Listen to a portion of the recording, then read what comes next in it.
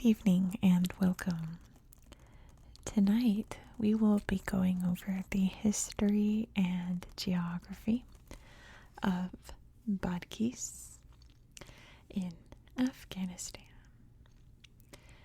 Badghis is one of, if not the least populated provinces of Afghanistan. It's all very barren and very spread out. Not a very large population here, but it's still very beautiful. I promise you that. You can see right here the Murghab River flowing down with the largest city of Bala Murghab right there. It's not a city. It's the largest settlement, I guess, in Badghis. It's a very large town. The capital is over here. It is Qala'ina. And really the only other landscape to mention here is around here, so you can kind of see up here in Turkmenistan, which it borders this landscape kind of continuing up here. And I don't know if there's a name for it in Afghanistan. There's one here. It looks like it says the Paropamisus range. I'm not sure if that's part of it. This might be more over here, but I couldn't really find any names for this region in Afghanistan, but it is considered a loess or an Aeolian formation, which those words just mean a landscape that's been formed by the wind. The wind has shaped the landscape here, but there's quite a lot of farmland in this area and surrounding the river, especially like all up in here. It's a big farming area. But there's farming all throughout. The biggest crop by far is pistachios. You're going to see those on Google Earth in a minute.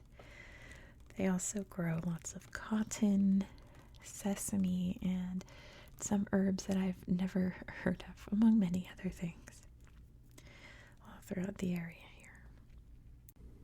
Hello, editing Geographica here. I'm about to say something incorrect. I'm about to say that the main ethnic group here is the Hazara. That's not true. I have evidently got it mixed up with another region of Afghanistan, which is a problem I run into a lot when I research a bunch of places all at once. You can see Bamyan in the corner of the map there. That's where there's a very, very, very large Hazara population. There is a Hazara population in Badghis, but the largest ethnic group there is the Tajik. So just know that. All the other facts that I say about ethnic groups are very true, so enjoy the rest of the clip. And the population here is largely Hazara. There are many, many ethnic groups within Afghanistan. And the Hazaras are one of the most, I would say, in modern times, one of the most persecuted people groups in Afghanistan. They are Muslim, but I think the Hazaras only really converted in, I want to say, like the 18th century. I could be super wrong. I could be thinking of someone else. But they're not really looked highly upon by the more ruling powers of Afghanistan, if you know what I mean. We'll get into that in a minute. Let's go way, way back to ancient Khorasan, which would have controlled the area in about the 6th century. You can see Khorasan if I move this map here very carefully. You can see Iran's over here, and you can see this region of Khorasan with various Khorasan regions here. It was if you can't tell, a Persian empire, I suppose, or Sasanian for that time. In 651, the Battle of Badghis was fought here, which was against the ruling Persian powers against the Rashidun Caliphate, who were an Arab people, very newly converted to Islam, a brand new religion. Did I say the year 651? So they came in with a fervor, I would say, an eagerness to conquer and spread Islam, and they won out. I suppose that's when Islam would have been introduced, way back almost at the very, very beginning of the religion. There was also a big push from the Umayyads, one of the very first huge, powerful Muslim empires, I suppose, at the time, in the year 709, but they were not successful. And let's see, I'm just checking my notes. There's not really much to say in history.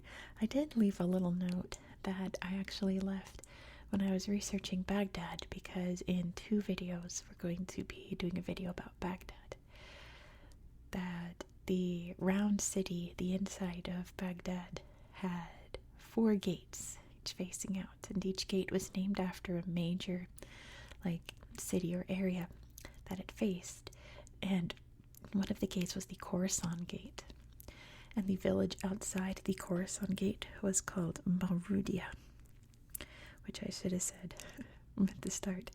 This settlement here was known as Mar al-Rud at the time.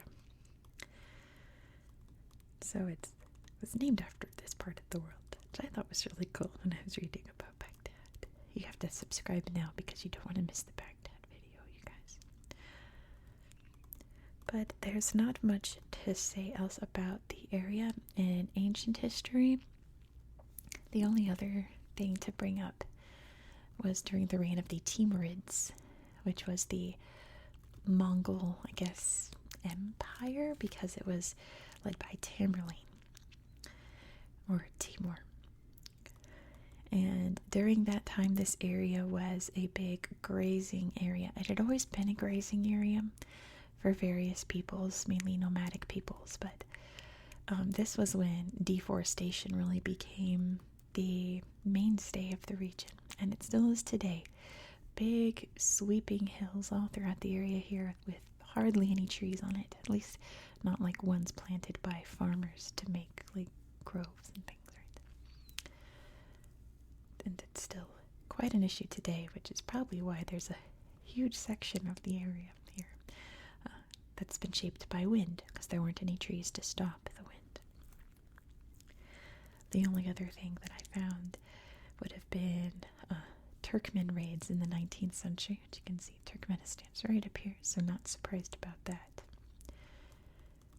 But of course, in recent history, we have the takeover of the Taliban of Afghanistan, which I went a little bit more into detail of last week when we covered Badghis, a little bit over there, how they got their beginnings. But they took over the area here not long, I think in 2001, because they only held it for a couple of months, I say, before the Americans came in and conquered it. But it was retaken in August of 2021 when the Taliban came back into power after the United States pulled out. And the unfortunate thing about that for me personally is that me researching this area, that's all that came up in the news, was about the takeover. And those are the only resources that I found about the area. So I think one of the reasons that I don't have a lot to say is because 90% of the sources I found were from 2021.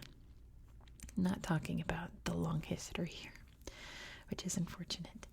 What's also unfortunate is on Google Earth, there's hardly any pictures of this area. There's pretty much none, but there is one beautiful slideshow that I have to show you because it's really indicative of the landscape here, and it's just extremely lovely. So I'm going to dim the lights real quick and show you that slideshow, and we'll close out the video then. So let me quickly show you kind of where we are in the world. Let's start by zooming out so you can see exactly where we are. You can see kind of the steppe region here. I think it's more like a semi-desert, this part of the world here, just to the north here, in Turkmenistan and Uzbekistan. We are right here, Badghis. Like I said, not a lot of slideshows, but I can show you some stuff from above. You can see this farming valley here in Bala Morgab here. See how lush it is. And just look at this landscape. It reminds me of like Eastern Syria when we were looking at that before. How it just kind of looks like a big brain or a nervous system, you know? Or maybe even like leaves in autumn. So the only real slideshow I found is over here. And of course it's not going to pop up when I'm looking for it. Of course it's not. It can pop up any other time except now. Come on. There it is. So I had to look up what this says because it's in Arabic, I think. Maybe Dari. I'm not sure. But it says like pistachio something. I'm not sure. So here is what the landscape looks like. It's so very like barren, but still quite lush in a way. Here you can see the pistachios. And look at these. This is what I'm talking about, that Loess landscape, Aeolian landscape, where it's all very windswept here. This guy's showing it off to us, these big, like, sandy hillsides, I suppose. It's very gorgeous. Nice and lush and beautiful out here. He's got his sheepies. There's big rock formations as well. And this, I saw some YouTube videos about this, but they were not in English, about the pistachio festivals that are held out here, which sounds like a lot of fun, doesn't it?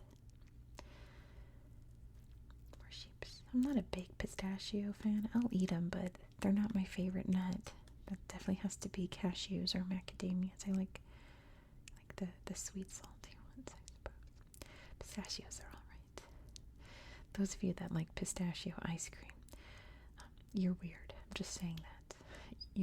You're not bad. I'm not yucking on your yum. You're just weird. And more tents out here enjoying the landscape. Oop, I just popped the camera, sorry. And that's pretty much it. Nowhere else are there really any pictures that are worth showing. So I'm going to end the video here. Thank you so much for watching. If you enjoyed this style of content, please consider subscribing. Unfortunately, in tomorrow's video, we're not going to have any tablet because we are going to a region that is even less populated than Badghis. We are going to a region in Guinea-Bissau. And I found literally no pictures on Google Earth to show you. So sadly, there won't be any tablet tomorrow. But I'm going to teach you about a historical figure that you probably have not heard of. If you've never heard of Amilcar Cabral, subscribe now so you can learn about him. Very, very important person in African history. I hope that you found this video relaxing and educational. And I hope that you have a good night. Good night.